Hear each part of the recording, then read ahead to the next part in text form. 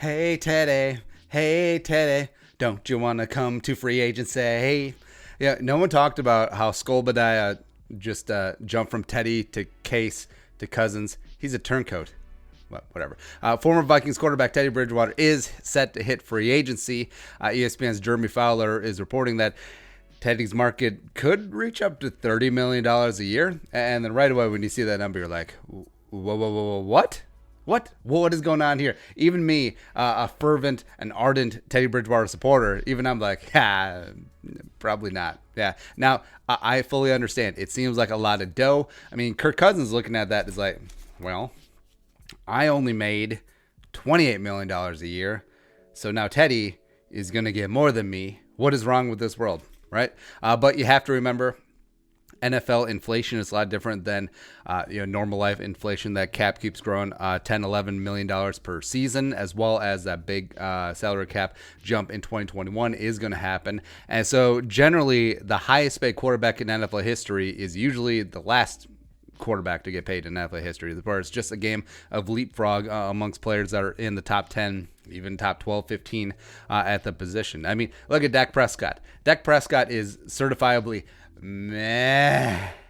And he could possibly get $40 million a year from Dallas. It certainly is within the realm of possibility, right? So $30 million a year is the new $20 million a year. Remember when that used to be the Mendoza line for starting quarterbacks on their second or third contracts, because that's where Andy Dalton was, that's where Ryan Tannehill with Miami was, etc. That's where Cam Newton was for a while, etc. So I get it, fully understand. But also, Teddy is going to be a legit hot commodity. Easily is going to be the best young quarterback prospect who will hit the market, absent Ryan Tannehill, even though it looks like he's going to be re-inking up there with Tennessee, which I think could be a smart move. And with Teddy, I mean, God bless him. He came in here as a first-round pick in 2014 with the Vikings, was set to make a big leap in that third year, and then his leg fell off. Right? It's like, what the hell? That's the luck of the Vikings fans. But, I mean, Teddy... Here's the thing, too, that people don't realize. The fact that Teddy was able to work and get himself back into a spot where he was even in the NFL is simply amazing. And also, Teddy still triggers like so many jabronis amongst the Vikings fan base. Why are you doing a video on the Saints quarterback? I fully understand. We'll bring it full circle so that we have legal cover here on this Vikings channel in a second. But eventually, the Vikings let him go in favor of Kirk Cousins. He went to the Jets, and the Jets traded him to New Orleans, where he's been for 2 years. That was the highest paid backup in the NFL last year at $7.25 million, nice, which is pretty insane. If you think about the Saints, where they're paying Drew Brees top 5 QB money, and then they're paying Teddy all that on top. So the Saints had almost $40 million tied up in the quarterback position. And yet we had Sean Mannion and Jake Browning. Great. But the Teddy filled in admirably for Breeze when he went down with a thumb injury. Threw for 1,384 yards, 9 touchdowns, 2 picks, and a 99.1 quarterback rating. And oh, by the way, hashtag QB wins. The Saints went 5-0 in the games that Teddy Bridgewater started. He's only 27 years old, and now he's just another year removed from that horrific knee injury, coming up on 4 years now. And he's going to be a available commodity on the market, where you have a quarterback who is smart, cerebral, a leader of men, has great accuracy and anticipation. His arm strength has always been a more underrated part of his game, where it did progress, where you saw in camp year 3 Teddy's deep ball accuracy, as well as just ability to push the ball down the field, had greatly improved. And then you saw that when there's limited run there with the Saints as well. And I think Teddy is going to be in demand in free agency, and I think he would be a perfect starter / bridge quarterback for a team that still wanted to take a quarterback high in the draft. So spots like that would be the Chargers, the Dolphins, the Panthers, Colts, all fit that bill. And I think he would mesh in swimmingly there, where he's a starter for 2 to 3 seasons, possibly more. Maybe Teddy plays well enough to stave off the young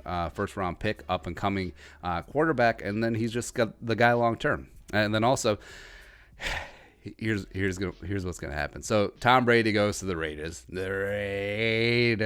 And then Bill Belichick's like, yeah,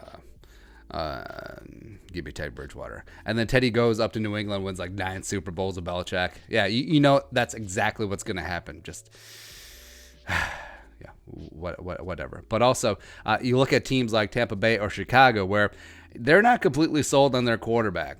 Jameis Winston and Mitchell Trubisky-Ponder, respectively. So Teddy could see the writing on the wall. Maybe he doesn't like the idea of, hey, a first-round pick sitting behind me. Eventually, they want that guy to take the job. Otherwise, that's an indictment on the GM and the scouting process. New England, those are some big shoes to fill. Also, New England's wide receivers are garbage. So maybe I'll go to Tampa. Bruce Arians and also Chris Godwin and Mike Evans. You like that spot. Also Florida, no state income tax. Florida's a home state. If you can't go back to Miami, Tampa's, a quick Uber. It's probably like a $300 Uber ride, whatever. Or he looks at Chicago and he's like, you know what? Trubisky doesn't have a very firm grasp on this job. I could come in.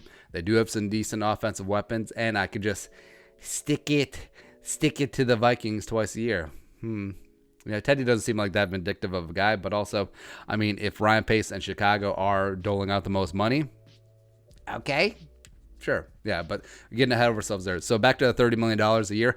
I think that's pretty optimistic. That could be something floated by his agents or even agents of other quarterbacks to just try and hyperinflate the free agent market, which they're doing their jobs at that point. But I could easily see $25 million for Teddy at either one of those spots, as that is going to be the going rate right now. So if Teddy inks up a 3-year, $75 million deal with, say, 40 guaranteed, I wouldn't blink. That's like a great deal for Teddy. And again, awesome for him coming back from that injury, inking up that big time deal that he was not able to get here with the Vikings. And also this would be Teddy's first time really cashing in big time long-term NFL money. So it'd be big for him and his family as well.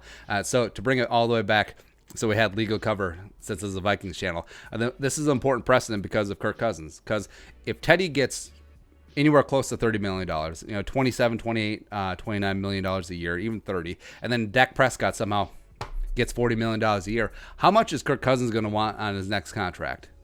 If Kirk plays a waiting game, gets the 2021 free agency, even if the Vikings are still interested, and he's got a bunch of these monster contracts on the books in front of him as precedent, and the salary cap going up in 2021, he's not going to settle for anything less than $45 million a year. And as ridiculous as that sounds now, adding up all the steps to get there, with the Teddy 30, with the Dak 40, with the salary cap going up, it's not insane. And we need to prepare ourselves for that because, bitch, you thought $84 million for 3 years was a lot. You just wait. You just wait until it is $180 million fully guaranteed for 4. Anyways, your thoughts. Teddy getting 30? Let us know in the comment section below. Also, subscribe for daily Vikings takes. If you want to support the work, follow us on the Venmo. Plus, give us a follow on social media as well. But until next time, Skull Production.